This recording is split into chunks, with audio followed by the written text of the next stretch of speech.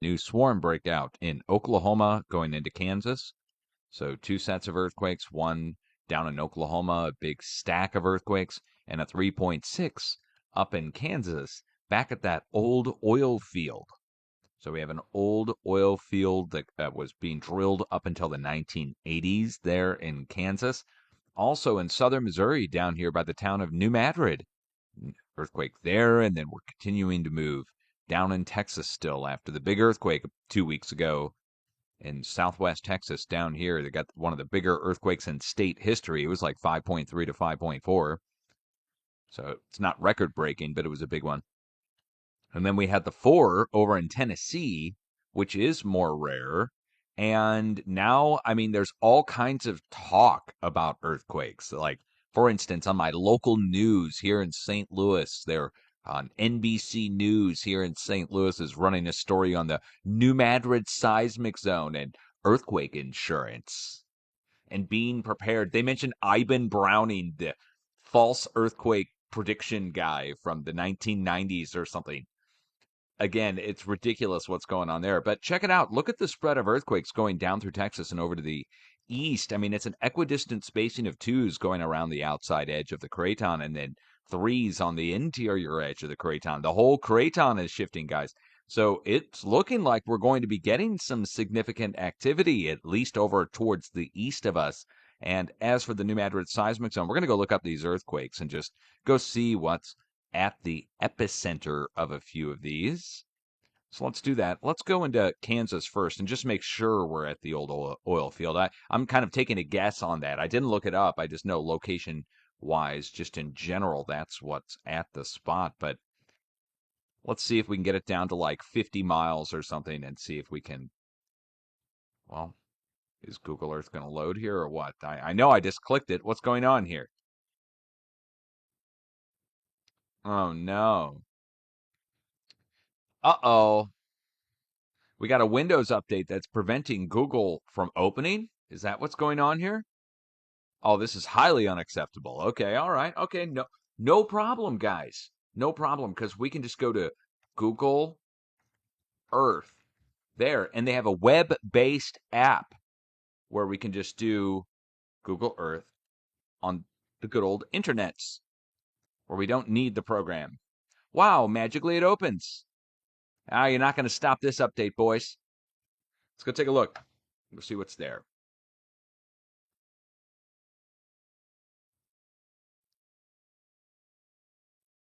All right. Yeah, it is. We are very close. I mean, I want to say that on the south side of the highway over here, on the south side of Harrington over here on this side, that's where the oil patch was. I'd have to go look it up on the Kansas state map for oil capped off wells from the 1950s. Let's see if we have any nearby that are still at the surface. That's all I'm looking for. Just a nearby well of some kind. Again, I'm positive that it's the old oil wells are here. It's just I don't want you to have to take my word for it. Usually there's still a few left over. And if you live in Kansas, you already know what I'm talking about. You guys drive down the road, you might see a distant oil well off in a farm field somewhere still. I don't want to waste too much of our time here. Look, that's for cattle. It's a pretty high resolution image. You could see the cattle there drink. Okay, just in reference to where we are in Kansas, take a look, right? Here's Manhattan, Kansas, Abilene. You know, it is a big enough earthquake. I probably should just go look it up here. Hold on. Kansas State Oil Gas Well Map. Let's see if that brings it up. Oh, wow. Oh, they got it online, easy peasy.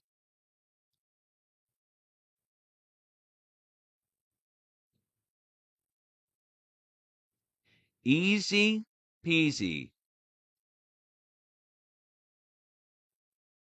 All right, we want to go over here by Manhattan.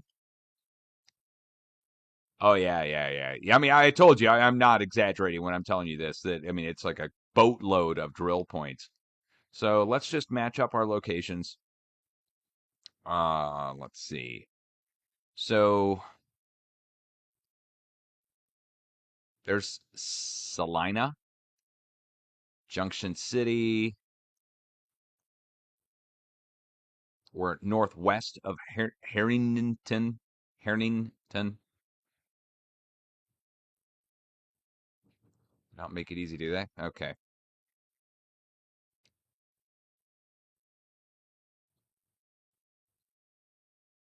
There's Harrington. Ah, what do we got right here? Dry and abandoned well. Field name was the Wildcat Field. When was this? 1958. Let's see, what do we've got on this? Do we have something we could click on? View. Oh, wow. Here, hold on. We can actually click on the records? Wow, they got this all high tech and stuff. Okay.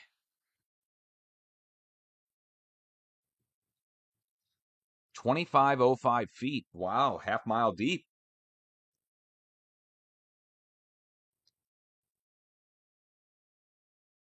How did they cap it off? Does it tell us how they capped it off?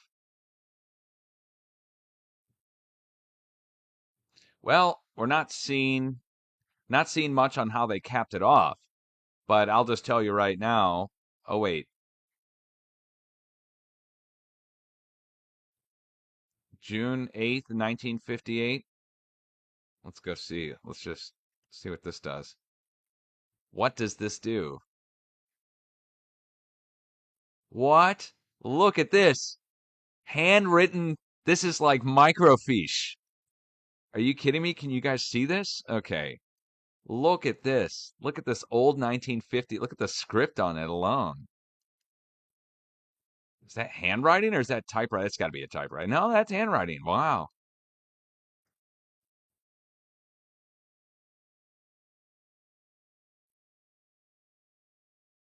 Abundant something. Clay?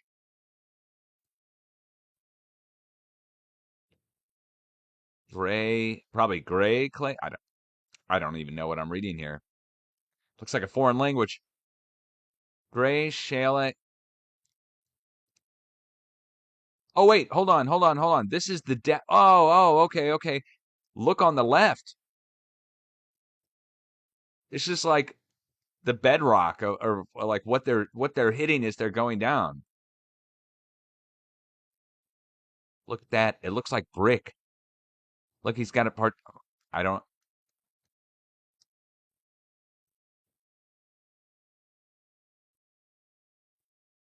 1200, 1300, 1400. Look at that.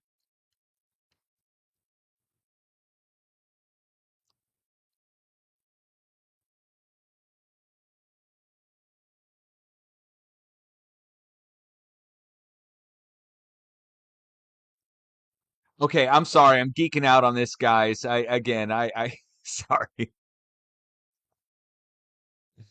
That's the info on the 3 point. Hey, look, no shortage of information here when we actually want to look something up, right?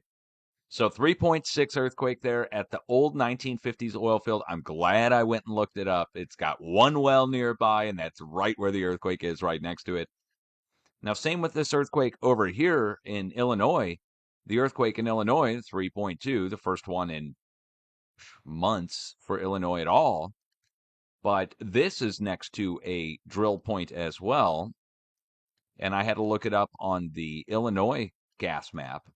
I already did that for my viewers, so we won't waste your time with that. But it came up with a 2002 to 2003 BP petroleum well about 100 feet away from the earthquake epicenter. So in this field, right? Let me see if I could find the spot. It's like a discolored spot in the field, even where the old well was. It's a few hundred feet away at the most. Is it right here? Anyway, it's somewhere in here. In this field, right next to the earthquake, is the old capped off BP well from 2002 to 2003. And the BP well was part of a larger pumping operation that goes all the way over here to Oilfield, Illinois. And at Oilfield, Illinois, is an oil field. Out there across the field, just going off into the distance, bunch of wells. Okie dokie. So both spots, interior edge of the craton, are being struck at old drill points. Down in the town of New Madrid, I guess I don't need to tell you what's in the town of New Madrid. Obviously, the town of New Madrid is where the biggest earthquake in U.S. history, recorded history, struck. But let's just go see how close we are to the town. Inquiring minds want to know. There we go. What is this? Oh, meh. Don't worry about it. It's just a park. Don't worry. Don't worry about the labyrinth in the middle of it. Hold on. Seriously, this is a truck stop park with, hold on. Uh-oh. Uh-oh. We got the airport. What else do we have here? Oh, the power plant. Look, a giant coal-fired power plant here for generating electricity. And right up the road this way, right here, let's see. Pretty sure it's right here. Right here is the public school, which is just kind of in a weird shape if you really take a look at it. But right next to it are the Native American mounds right here and the water tower. Water tower, Native American mound, and the giant graveyard that they built here. And the graveyard is called the Mounds Park Cemetery. The only way I know that is because of the earthquake that started down below the mound and went across the road. Drew my eye to the location.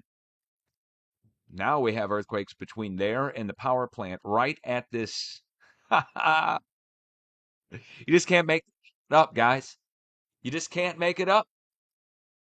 Do-do-do-do. What do you want to bet? There's like a Native American mound right here, and that's why they made it the park. And okay,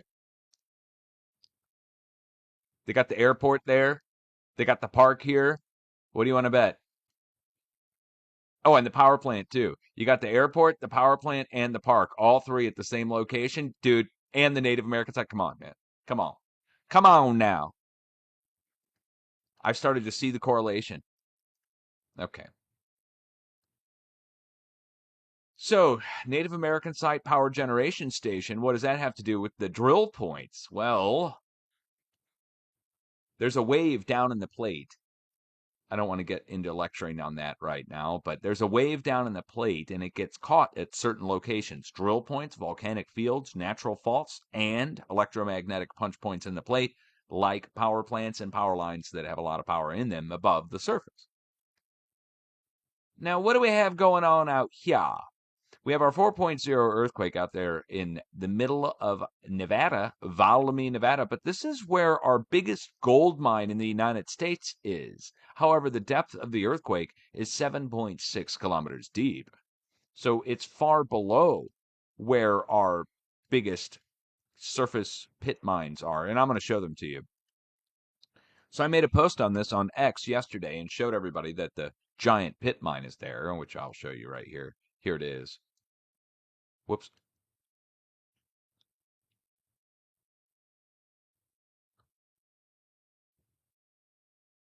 Hold on. Hold. There. Wait. No?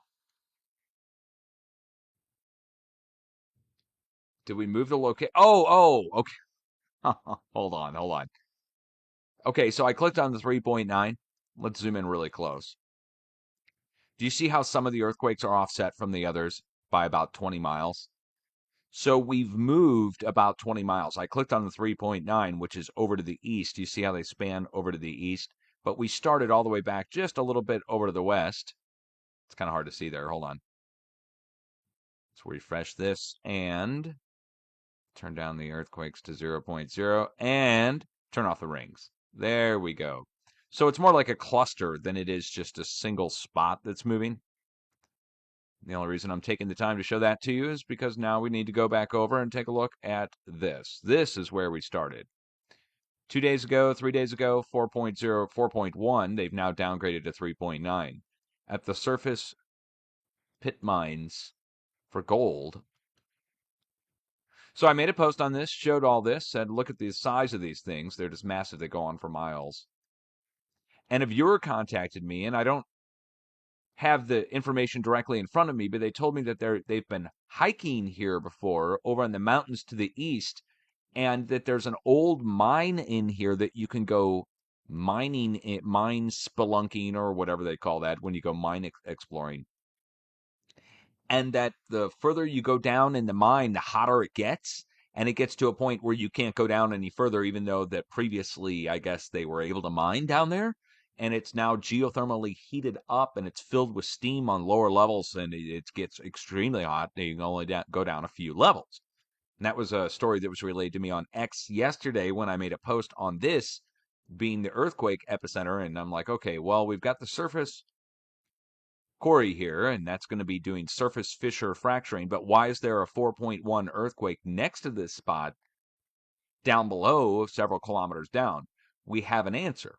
The answer is there's geothermal in the area, and you're not even seeing it here unless they have a geothermal plant that's just well hidden here off to the side of the highway. Looks like they're doing solar here, solar power generation. We've got another pit mine and quarry here. Just goes on and on for miles. Look at that. Wait, look at that. Wow. Okay, so that's our cause of our earthquake is there's a wave in the plate and it's seeking out a path of least resistance to the surface. There's clearly an ancient volcanic system there. That's why you have gold there. Up to the north, in the Challis Reserve, we have a 3.0 earthquake. It's the first in a little while. This is above the deepest part of the magma chamber for Yellowstone. And that matters. Whenever we start to see earthquakes up here at the Challis Reserve, you have to pay attention because the plate is about to break off the coast. Also have to keep in mind about the supposed eruption that's going to take place out off the coast. It's already taken place. I mean, come on. We're going up to Idaho, though. Let's go see what's in the Challis Reserve. Where are we? Oh, okay. We're actually at Challis, Idaho, right next to it. Have never looked at this location directly. I know we're above the magma chamber for Yellowstone, which Yellowstone is over to the east, but the magma chamber for Yellowstone goes down below Idaho. The Challis Reserve is where we had the geothermal event a few years ago. That guy and his dogs, and it was a really bad news story. I don't even want to talk about it. But here's the Salmon River. I know they don't have any dams for water generation on this because of the actual salmon that populate this river, actually. Okay, let's back it out. Anything else of significance? These are volcanoes down here, by the way. These are lava flows. If you ever get a chance, you should go up to this, to the Craters of the Moon National Park, and you can drive right in here at the entrance. Here's the ranger station. Here's the campground. And it's an incredible place to stay. Again, if you guys want to stay there, wife and I were right at this spot right here. Great view. You get a little fire pit right there. You can you can walk down this little path and put your tent down there. But man, it's brutal. It's brutal. Super sharp ride. That's a lava field that just goes on for many, many miles. It's crazy. And yeah, you can drive through the park. It's a crazy adventure. Now, these lava flows are part of the magma chamber system for Yellowstone, even though Yellowstone is all the way over here, it comes up to the surface. And in the past, there's been blasts that went through the Snake River Plain. That's why we have current volcanoes there. It's a weak point. Yellowstone over to the east, swarming. Last 2 days of earthquakes, 3 days, look at it. Whole line of earthquakes going right down into Yellowstone. Diagonal line going from up here to down here. We also have a diagonal line of earthquakes coming from Washington, going across Washington, down towards Yellowstone. So it's all moving, and then we go out here off the coast, and wow, they have a 3.0 range earthquake listed from a day ago out off the coast. It's amazing. Now they're talking about the axial seamount erupting. The mainstream media not skipping a beat when it comes to fear porn, and quite literally telling people that the volcano is going to blow its top. That's the words that the media used in their little scroller down below on CNN and the other stations. Yeah, blow its top, they said. 10,000 earthquakes, they said in the little scroller. I'm like, oh my God. Yeah, 10,000 earthquakes. Just like last time, 10 years ago when it erupted and it blew its top 10 years ago, you remember? By blowing its top, I mean out the top of it came flowing lava deep down in the ocean in an undersea lava eruption. That's what's going to happen again. So when they say blow its top, everybody thinks like Mount St. Helens or something. So this is just terrible, man. People are running with it too, like on X, making posts. Oh, it's going to blow its top, 10,000 earthquakes. I'm like, oh, like last time? They're like, what do you mean last time? Mainstream media said it hardly ever happens. I'm like, yeah, 10 years ago it happened. The axial seamount erupted 10 years ago. 10,000 earthquakes, going up to 5.9 in magnitude out in the ocean. Guess what happened on land because of the 5.9 out in the ocean? Nothing. But after the 5.9 struck here, then we started to see the plate really move, and the East Coast got a 5.9 earthquake, and Colorado got a 5.9 earthquake in southern Colorado at the drill points, and the East Coast got a 5.9 earthquake in Virginia, and it caused damage all the way up the East Coast in 2011. And in 2011, you got to remember, in 2011, first, Colorado got hit with a 5.9. Then, 12 hours later, another 5.9 hit next to the nuclear power plant at the Lake Anna nuclear power plant, the Cuckoo nuclear power plant. But first, the drill points in southern Colorado down at Trinidad got hit with the 5.9. So it was back-to-back 5.9s, 12 hours apart. First here in Colorado, then following the edge of the craton over to the east. The east edge of the craton broke after that, and it was in the same day. And you trace it back to up here where it was breaking up to the north in 2011. So in 2011, it was breaking up here, up by Vancouver, and the activity was coming in and going down to the east by southeast. Then 2015, you got your eruption out here with your 5.9 then, and then fives went across the plate at that point. So fives went across the plate after the axial seamount eruption or Dream axial seamount eruption. That was in 2015. And we saw, I think it was 2015, that's when Kansas got its, biggest earthquake in state history, and Texas got its biggest earthquake in state history.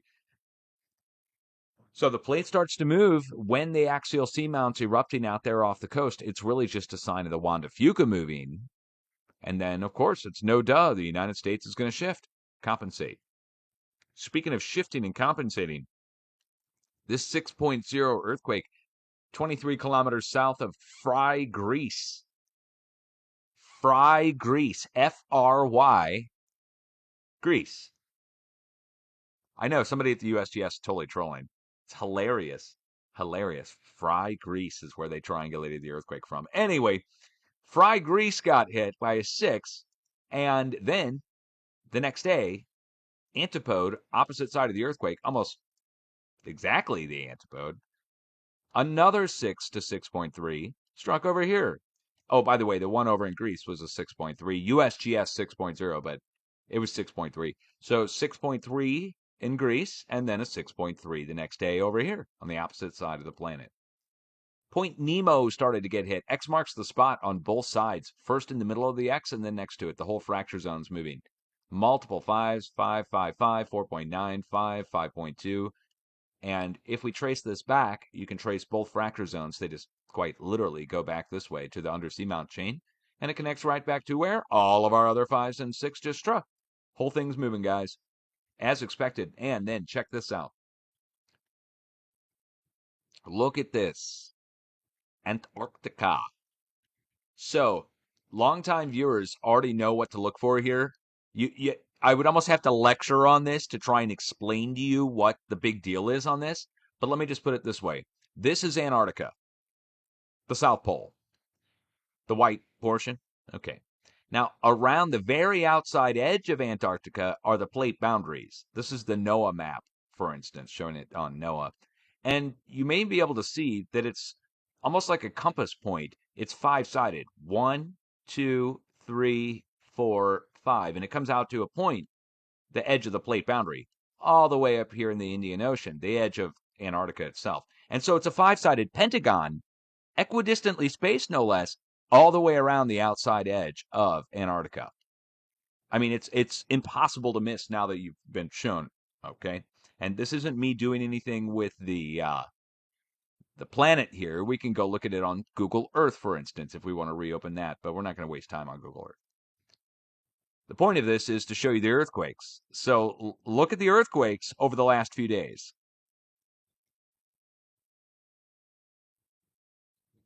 Let's wait for this to refresh so we have the most current earthquakes as well, because there may be a new one that pops on. All right. So we're looking at 4.0 and greater, 4.5 and greater or so. Actually, 4.0. So we're looking at 4.0 and greater, and you can see 4 sides of it at all the points are lit up with equidistant spaced earthquakes, at least on the northeast side and on the southwest side. And on the back right side down here. Back to the back right, back left, left, bottom left, and upper right. The only spot missing is this stretch here between this 5 and this 4.9.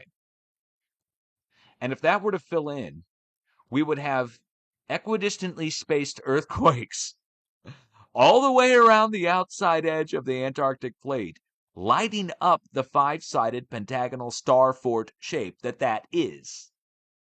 And I can tell you, I don't recall any time in the past where we saw this, where I was able to go down to the South Pole and look and see it lit up all the way around it on all sides. This is in the past 5 to 6 days is what we're looking at here right now. So what I'm looking for here is for a series of earthquakes or a single earthquake to strike right in the middle. But I would think, just like what's going on this side, we would see on this side as well. It's obvious that 4 of the 5 sides of the pentagonal star fort shape that makes up Antarctica are lit up with earthquakes. This is a sign that there's a significant amount of activity taking place, obviously, and that we're probably going to be taking this next step up, obviously. For longtime viewers already know this. When I say obvious, it becomes blatantly obvious when the planet's starting to go into overdrive and you start seeing a boatload of earthquakes take place in a short period of time. When we went how many weeks or months without any 6s even? You got to remember last year or the start of this past year even that we were at just dead zone. It was just nothing. There was not even any 6.0 level activity for weeks on end.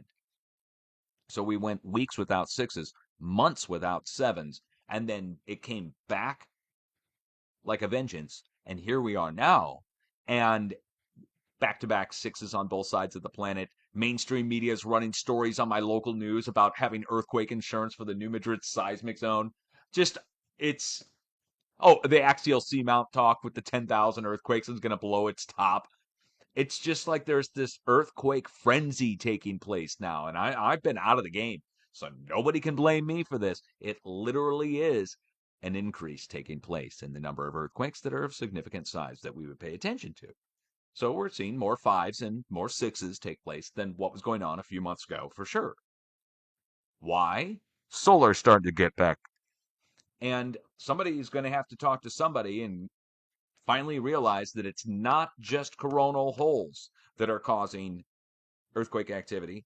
It's both coronal holes with just next to no charged particles, but strong solar wind. And then there's charged particle storms that are also having an earthquake effect. One has almost an instant effect, and that's when there's next to nothing, but a strong solar wind with a coronal hole seems to have an almost instantaneous effect within hours. Whereas with the charged particle storm, you get the glowing northern lights for a day or two. Then it takes a minute for it to get absorbed by the Earth's magnetic field, like a day, and then it goes down to the core of the Earth, and then it comes back up with new deep earthquakes. So one causes deep earthquakes, which then causes a big cycle of earthquake activity. The other just causes, boom, big earthquake at the surface. And that's what I think the difference is between a charged particle storm and a solar wind storm. So both have an earthquake effect, unfortunately. So right now we're dealing with X-class flare activity, which is going to be charged particle, and then coronal holes to top it off. So it's a little bit of both.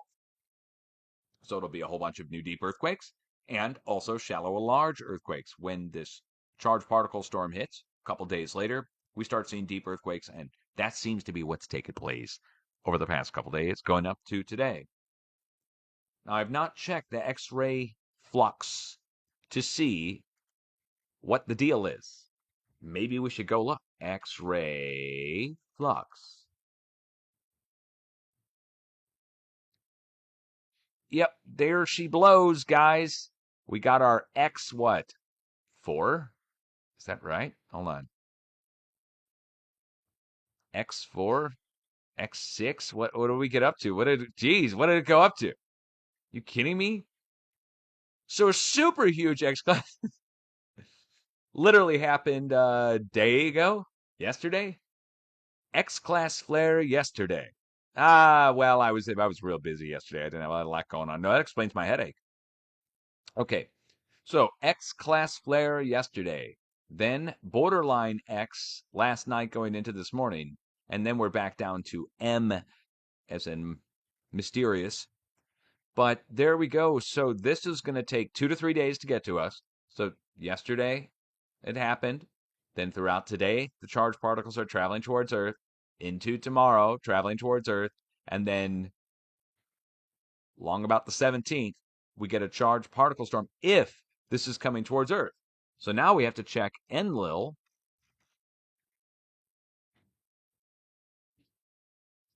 SWA, WSA, dirt. Okay, let's hit play and see if it's heading towards Earth. Is it heading towards Earth? Earth is the green dot. If we see a big blast come out towards Earth, then we know it's...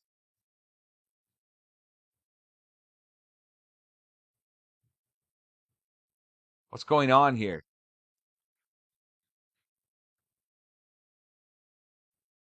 Hold on.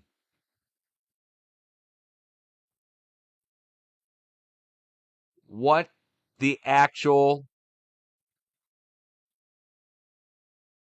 What the... What? It shows nothing. What am I... Hold on a second, guys. Hold.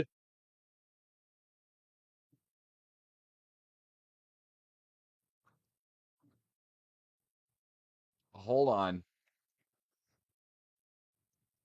Let's make sure we got the right thing here. I just want to make sure. I want to go Space Weather Live. Was that the solar guys? Okay, we got it. Okay, we are at the right place. I'm just making sure. To play again, 14th, 15th. They literally have nothing coming off the sun at all on a massive X-class flare on no side of the sun. No, nothing. That's the stupidest shit I've ever seen in my life. Never mind, man. Dude. Whatever, man. All right, that just killed the vibe.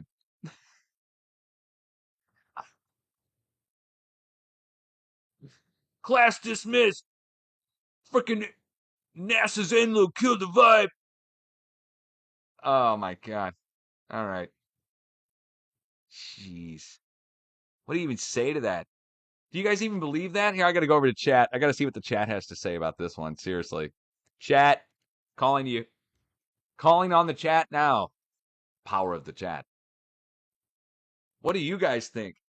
Do you think it's bizarre not to have anything come off the sun on a giant X-class flare at all? Not even one? Like, what?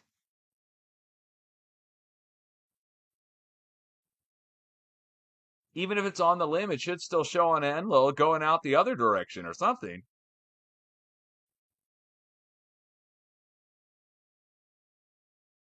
Interesting. Very interesting. I'm curious. I really am. I'm shocked. Not to, I mean, to not have anything, that's bizarre. That is bizarre.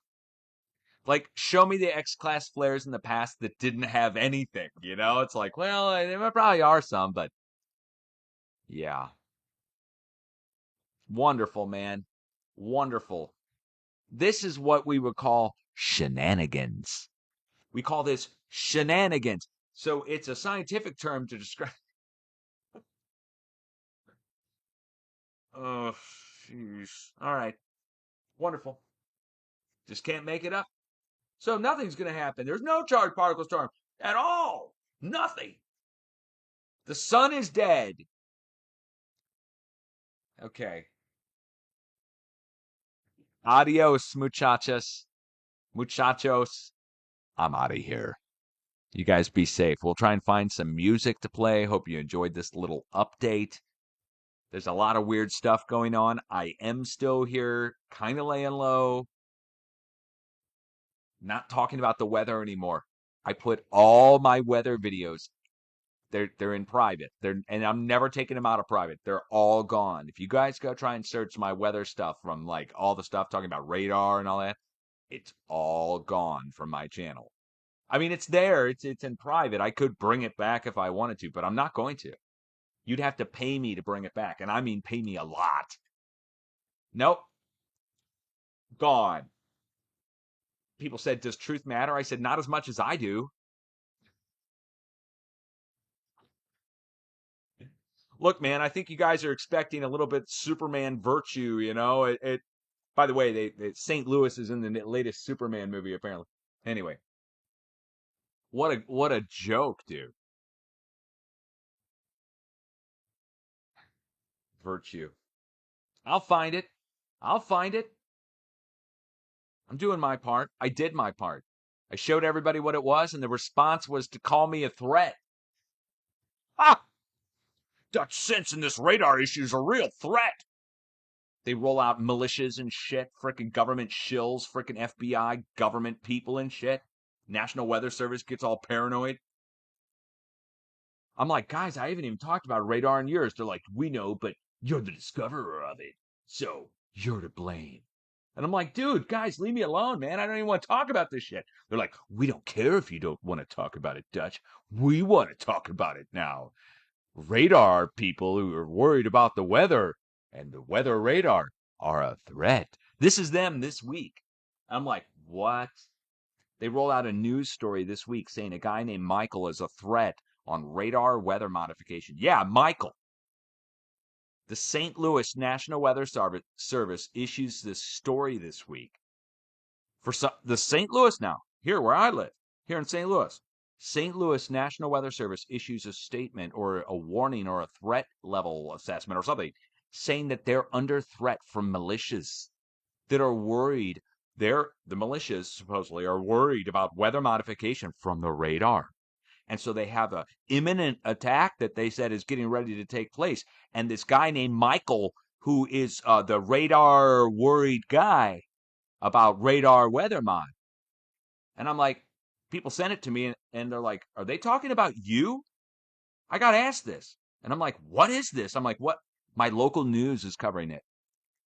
CBS, right? CBS News again, who showed up in my mom's house and my old house. But I see this and I'm like, wait, radar weather modification, Michael threat? Hold on. I've heard this somewhere before.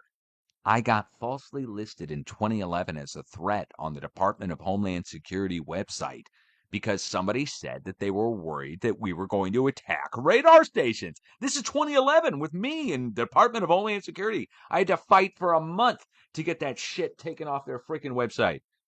And I'm like, dude, I'm not a threat. What are you talking about? I'm like, I'm doing research on YouTube and but no, like, I'm trying to figure out what's going on. Like, what are you talking about? Threat?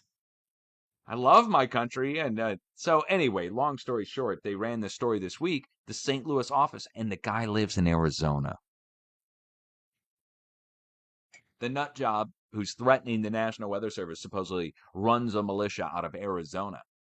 But then my wife even asked, she goes, why is the St. Louis office running this story on this Michael guy? I go, obvious reasons. Hello. And so I freaking made a video. I went off on the militia. Douchebag, freaking Fed, fake, freaking patriot, fake triots, fake patriots, fake triot, freaking don't tread on me. You know what I mean? Like they're freaking the cut up snake and the whole shit, freaking sideburns and tattoos, I mean, just the freaking playing a part, What a bunch of goofs. So I had to call everybody out. Meanwhile, we're not even worried about the radar anymore, are we? It's all in space now. Yeah, high power microwave satellites orbiting the Earth, 10,000 of them, radar stations. Somebody said, where was everybody like 10 years ago for you, Dutch? I go, I know, right? I go, where was everybody? I was freaking out there on my own, getting the beat down. Everybody calling me a conspiracy theorist. Now they're worried. Now the government's literally worried about militia people that are freaking dipshits. Dumbass militia people don't even understand what they're talking about. People are like, are you pro radar now? I'm like, well, look, you got to understand that um, Russia and China and Iran and several other countries are way ahead of us when it comes to weather modification. And according to Lieutenant Colonel Thomas Bearden from U.S. Missile Command, who is a true patriot and a true lover of our country and no betrayer of anyone and not a threat to anyone, Lieutenant Colonel Thomas Bearden told us that they were way far ahead of us in the 1980s and 90s. Up to 2010, Lieutenant Colonel Thomas Bearden in 2010 put out his final video, The Secret Super Weapons That Drive Disarmament Negotiations. And in it, he talks about directed energy weapons, weather modification, and how they are still whooping our asses.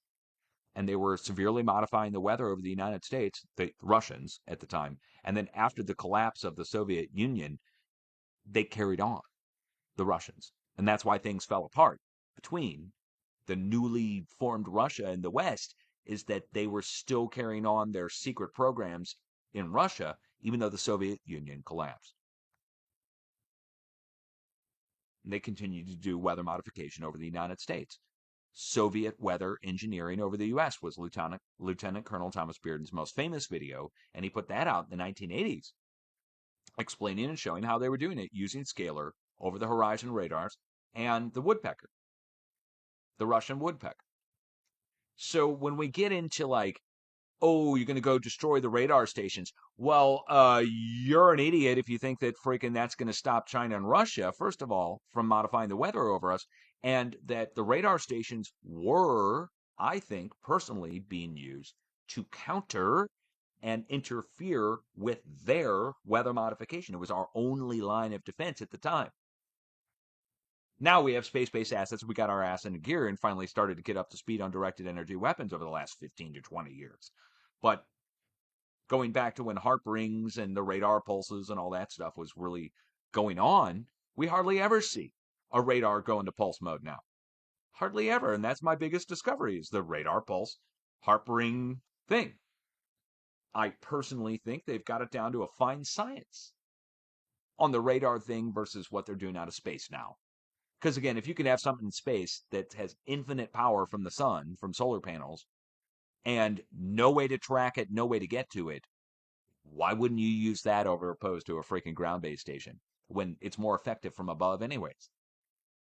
So I stand by it. If you want to attack a radar station now, you're just a freaking day late, dollar short, and freaking stupid. Even back in 2011, I would say you'd be stupid to attack her, because what are you going to do? Like, it would give the government like more reason to like do it more, and it would attract attention in a way that's negative. And what else? Oh, it would probably encourage our enemies to start doing it with their radars, right? Because it would like show a sign of weakness or a sign that it's like, right now it's still in that conspiracy level where it's plausible deniability by everybody. Nobody would want to even talk about being possible. But when you go from that to an African country with its own radar being able to do tornadoes over their towns, it's just stupid. It makes no sense. Nobody wants to do that. Even back in 2011, I said it. I thought that it was a testing of systems. The military was testing systems. They don't intend to harm us. But according to international law, the only place where you can do weather modification research is over your own country. You can't do it over other countries unless you have a deal and agreement with them. So, anyway, is there a threat on the radar now? No. Even though there's probably still some kind of weather modification effect taking place, which I've been showing, 50 nautical mile and 100 nautical mile range from the radar, that's not attackable. I think it can be done with cell phone towers. I mean, how crazy do we want to get, right? Like, well, my router, you see, here's the deal. I've got this really shitty router. I decided to put it outside in the last thunderstorm. Don't do that, by the way. You get electrocuted. I decided I'm going to try and control the weather using my Bluetooth. It's what most people don't realize is that your router in your house is the same as the radar at the National Weather Service. The radar at the National Weather Service is 2.7 gigahertz and 750,000 watts, designed to see out hundreds of miles. Your router in your house is 2.45 gigahertz, so same microwaves, just within a few points, and it only goes out around your house. And it's 7 watts or 10 watts or 20 watts. The point is that the radar is way more powerful, but it goes out over a larger distance, and your router in your house is just going around your house. You've got Wi-Fi on, or if you have Wi-Fi on your phone, you are being radared by the same technology. Again, we get into a crazy Bluetooth is the same thing as well. Bluetooth is 2.45 gigahertz microwave. You put it in your ear. I don't put them in my ear, but other people do. Your Apple iPods or whatever the hell they are that called the ear pods. Your mobile phone is probably 2.45 gigahertz, 2.7, 3, 4, 5, 6, and 30 gigahertz now, or 60 or something with 5G. Man, I'm telling you, everybody's screwed on this radio thing. We should have stopped a long time ago. Back in the year 2000, back when I used to work for Southwestern Bell, something happened. They released the studies on whether or not cell phones cause cancer. And the studies were done by the cell phone companies. So the studies were released and it went into the news. The same day that the studies were released saying that it doesn't cause cancer, management, my boss from the big boss of the building, not just like big boss, you have like your manager, then your upper manager at Southwestern Bell, and then you have your building manager. Okay. Well, building manager came in with district and they had a big box of wired headsets. And up until that point, Bluetooth had just come out, the bigger ones. And so everybody was wearing the big one in their ear, you know. Still see people with the bigger Bluetooth in their ear, right? Okay. So we're all wearing them. We've all got the wireless headsets. They're the newest, latest, greatest thing. Motorola one, especially with a little flip out side thing on it. And management came through when that study was released and passed out wired earbuds and told us we were not to use during business hours for demonstrating to customers or keep them in our ears. We're not to keep them in our ears anymore. Instead, use this wired earbud. And when they did, my boss, which was like he was kind of over the lower part of the building, he came through after. He goes, "Oh my God!" He's like, "Holy shit!" He goes, "What have we been exposed to?" And we're all like having this discussion in the back warehouse. We're all sitting back on boxes in the back warehouse having this discussion about, "Oh my God!" Like, what are we? Oh, why are they obviously? But the study comes out and it says perfectly safe, not harmful at all. Everything's all good. So that was what 2000, year 2000 exactly. So in the Y2K, like 20000, by 2001 into 2002, 3 people at the building that I worked in, which was just one building, and it was maybe 150 people out of the maybe 150 people total, and if you included the back installation techs for DSL were there. 3 people got cancer behind their ears, in their brains. One guy died. Both other 2 people had to quit. And 3 people in the building got brain cancer. Microwaving your brain is what was going on there. And what's the difference between sticking your head in a microwave and turning it on? Do not do this. This is lethal. Kill you. Sticking your head in a microwave in your kitchen for 1 second. Turn it on. 1 second. 1 full second. And okay. 1 second of full power microwave at 1,000 watts with your head stuck in the microwave, or 7 watts for 120 days. 4 months. 4 months sitting next to your router, or 1 second with your head in the microwave. What's the difference? Well, cumulative total damage-wise, in that 1 second, you get more instant damage to your outer skin.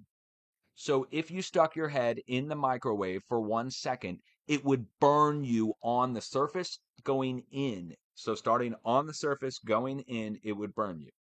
And you would have pretty deep burns probably within 1 second on your skin. It would hurt tremendously, and it would go pretty deep. 3rd-degree burns probably, or more. But if you do that same exposure over the course of 4 months, instead of it burning you, it penetrates you over time into your different orifices on your body, specifically your sinuses, your ears, your mouth, your throat, your lungs, goes down in your lungs. Okay. Anywhere where there's a perforation on your body, and all bend points on your body are exposed over a long period of time. Well, that thin skin on the back side of your ear going right to the back side of your skull, well, this thin skin is all that's going to be acting as a barrier between you and that long-term exposure of low-power microwaves. Now, the cell phone companies who did the studies in the year 2000 said it's not harmful. And that's what everybody went with ever since. So Elon Musk with his Starlink satellites is basing his "is it safe" on those studies.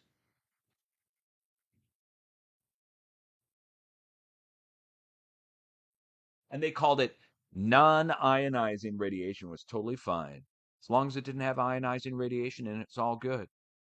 So non-ionizing radio frequency is all good according to professionals.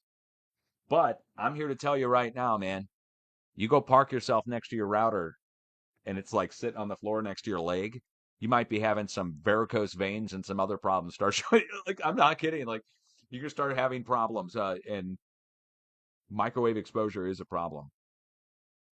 But getting back to the whole point on this, radar, the radar and weather modification is now to a point where they've gone beyond it. So it was happening a lot. They were pulsing it all over the place, and we were getting severe weather going to the transmitters over and over again. I've showed it for years. And then it somewhat started to slow down. And then we only see it maybe once a year now. I mean, when was the last time you guys saw a big HAARP ring radar pulse? It's not like they can censor them all out. So, I mean, I stand by it. We're talking old tech now. We're talking about something, again, you got to remember the NEXRAD radar was rolled out in 1988. So it's WSR, Weather Surveillance Radar, 88. It was part of the Reagan Missile Defense System. That's what I think, personally. But that's 1988. We're talking like 40 years ago. That's how old the tech would be, the technology on this. So, I feel like the government rolled out this militia and rolled out these freaking douchebags to stifle the conversation online. And that's the only reason it's even in the news. That's what I think personally. But there could be a militia with a dumbass guy that wants to attack the radars for no reason because he thinks that it's still going on or whatever. And we have to shun those people and call them out. And so help me God, if we get a person that does that, I'll make a video and I'll lie about the radar and I'll say it doesn't modify the weather and I'll straight up lie my ass off. I'll sit there and lie. And then at the end of the video, I'll be like, I lied. But I'll lie about lying, so I'm not lying because I'm telling the truth. So I'll make a whole video where I lie my ass off, and at the end of the video, I'll be like, well, it turns out this whole video was bullshit, haha. And then that'll be great. And then nobody will know where I stand. But I do stand on this. Anybody who wants to attack innocent people for something that they think is going on is a jack off. Worse than that, they're scum. They're bad people. Look, I'm the discoverer of this stuff, and I don't want to attack anybody. So, and my viewers, they all agree with me There's no point in attacking anybody at this point in time or at any point in time because you can't attack away an idea or a science, especially if your enemies are doing it to you. Because, I mean, come on, like, so, you go blow up every radar station, which you're not going to and you shouldn't, but let's just say they did. Then all of a sudden, China's like, sweet. I'm not kidding. China and Russia would be like, "Nyeh, nyeh," power up the Tesla coils. Seriously. Not to mention private companies. My God, could you imagine if you like private companies would then start popping up doing it? Yeah, no. Yeah, why do they want to control? Why? It's a matter of national security. I mean, just like nuclear, or, I mean, if you really think about it, the weather contains more power than nuclear weapons. I mean, they tell us all the time a thunderstorm contains multiple nuclear weapons worth of energy in this thunderstorm. But it's just controlling that would be a matter of national security. So I understand why it's a harsh issue and it shouldn't be talked about. My young self in my, late 20s and 30s, I thought I was doing everybody a favor. I thought nobody knew what was going on. I didn't know that Lieutenant Colonel Thomas Bearden already knew. I didn't know it was at the end of his video. The HAARP rings and the radar pulses. If I had known that, I would have just shut up. Here's me.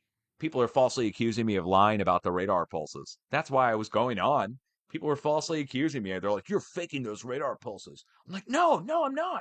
Look, there really is weather coming in. That's where I was coming from on it. I didn't know everybody already knew. Freaking whole government and the freaking military already knows all this. They're doing it for 20, 30 years, whatever. Here I come along. Dirt. So, yeah. Stick to earthquakes now. That's what I do. We don't talk about the weather now. So all the videos are gone. They're in private. And if I ever want to bring them back, I could, but I have no desire to bring back any of my weather coverage at all. I don't want to talk about it. Don't give a shit about it. Don't care about weather modification at all, too. It's like weather modification as a topic to me is even boring and not interesting to me personally. Sure, it affect, weather modification, people care about it, but it's just not interesting to me. I don't want to study it. I don't want to talk about it. I don't care. It's old news. Back when it mattered, everybody was making fun of me on it. I got burned out. Somebody said the government got to me. No, nobody came here. No, seriously, nobody's making me get out of weather mod like directly. Nobody contacted me and said, you have to stop talking about weather modification or we'll kill you. That never happened. So I'm just choosing to leave the topic behind, really. All the drama and all the bullshit. For what? For something that I already know is a national security thing and that I actually agree with, like the military doing it. If we're going to have somebody doing it, guys, it's got to be the military. And if they're going to do it, they got to practice it. If they're going to practice it, they had to practice it on us because what are we going to have them do? Practice it on the Brits? They don't have the weather conditions that we have here. So you'd have to study it and test it here. In the interest of science alone, I would say, all right. And the atheists or the pragmatists or the realists would all justify it as well. The people are going to die anyways in tornadoes, so we might as well at least experiment. I mean, you could hear the military doing this already. I could totally hear it. I mean, they sprayed my mother with cadmium sulfide, radioactive cadmium sulfide. They sprayed the people in St. Louis. My mother was one of them. It caused developmental issues in her and her sisters. They could have gotten a legal settlement from the Army because the Army admitted doing this a few years ago. But they did it in the 1950s. And they did it to study whether or not cadmium sulfide and other radiological elements, how do they settle out in the population if there was to be a nuclear war? How does it affect people? The only way to find that out in the 1950s and 60s, or even now even, would be to expose a certain number of people to it to see what happens to them. And the military, without any conflict of interest, just did it to everybody in the freaking North St. Louis in the 1950s. My mother was one of them. And they brought Army nurses to her school to check their hair follicles and their teeth. Oh my God. Anyway, so I understand the military does this kind of stuff, and experimentation on the public. And I've accepted that that's just a reality of life. And if they didn't, somebody else would. Not that I, what kind of justification am I giving weather modification by using that as the example of, well, I figured the government did it to my mom. So, I mean, what am I going to do? Cuss out the people in the army? Everybody's saluting them and telling them, thanking them for their service. You tell the army to piss off, man, people think you're unpatriotic. But if I say they sprayed my mom with cadmium sulfide, it caused developmental issues, and their sister had to get surgery done, they're like, damn, that sucks. Wonder why they did that. Okay. Point is, weather modification has now moved to a level of high tech, out in space, next level stuff that we could never even possibly understand. And the radar stations are old technology. I would even dare say that I would even agree with the use of the radar stations for mitigation purposes. So, like, if a tornado is going to form or looks like it's going to, that they zap the shit out of it and make it go away, even if that means that there's going to be severe weather consequence a day or two from now. Like, tornado's coming, zap it off, and then 2 days later, where the tornado was, hail forms instead. And then there's baseball size hail. It destroys a bunch of shit, but it's not the tornado that was the day before. I'd be cool with the use for that. And same for making storms, that if it's really drought laden and they could zap up a already humid day and make it rain, but the consequence is going to be a tornado that kills 2 people, but that there would be hundreds of people that died in the drought, right? From overheating and, heat exhaustion and all those other things that happen that are in a heat wave, that if you were able to break the heat wave, that science would just say you would do that if you were going to do something. Or you just leave it and let everybody suffer. And then everybody says, why didn't you stop the freaking drought? Why didn't you stop the fires in California? That's what everybody says to me when I bring up weather modification. Why don't they stop the fires in California? Why don't they stop the fires in California? That's what everybody says. And I'm like, you know what? I'd be cool with that. That'd be a good use for weather modification, right? Okay. Right? We all think alike. Why don't they stop the fires in California? It's like, man, I had an invention to do that. We could do it with drones. Drones, guys. Drones. Drones that lift fire hoses and carry fire hoses long distances. But it's going to take a lot of drones. And we're going to need a new kind of engine for the drones because, man, a fire hose is going to be pretty heavy. It's like 7 pounds per gallon or something. And a long hose that goes miles is going to weigh tens of thousands of pounds or more than that.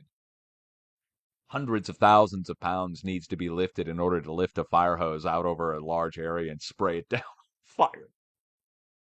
But it can be done. I came up with a new kind of engine for drones. Never mind. Classified containment list Dutch needs to shut the fuck up. So I'll be back if you need me, hopefully. Much love. Peace out. We'll get some music going in a second, guys.